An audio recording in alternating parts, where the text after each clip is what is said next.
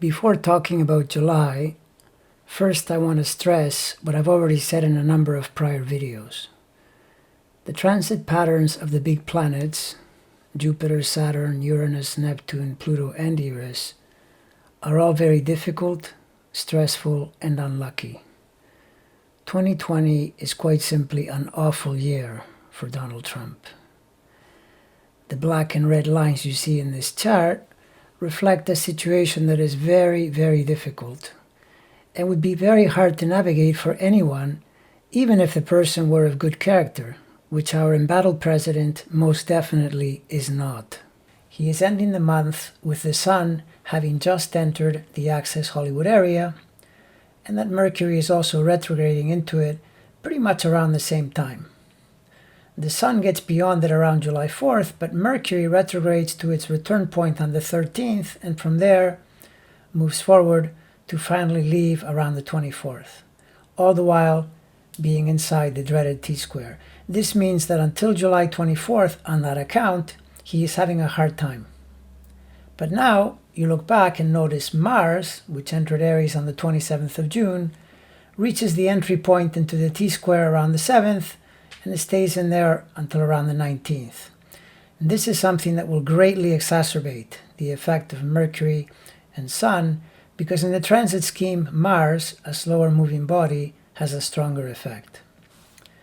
Now, he might or might not have a brief respite the weekend of the 24th of July, but by the 27th, the Monday, Venus is triggering the Neptune square, so he's back to embattled mode. And once we get into August, we have Saturn retrograding into its opposition to itself and Venus, which will remain in effect past the November 3rd election date and is going to be very rough on him. However, we will leave a closer analysis of that for a future video, since this one is supposed to be for July. As to what types of problems occur, I could just generalize and say all and everything. This guy is a magnet for trouble, either self-created on the spot or as a kind of karmic resurfacing from something he did a while back. For example, this latest revelation that the Russians were putting a bounty on American soldiers, rewarding the Taliban for killing them, is something he surely knew about a while back. Mars in Aries and approaching the T-square in this chart could easily correlate with a developing scandal in regard to this, since it is in a military sign and happens to be in Trump's 9th, which is a house of foreign countries. The Sun and Mercury through the 12th will, at least in part, link to the pandemic problem, the health state of the country, as well as betrayals from the many enemies he has cultivated. The Venus through Gemini is another pandemic link, but it could also drag in the financial entanglements, the taxes, etc.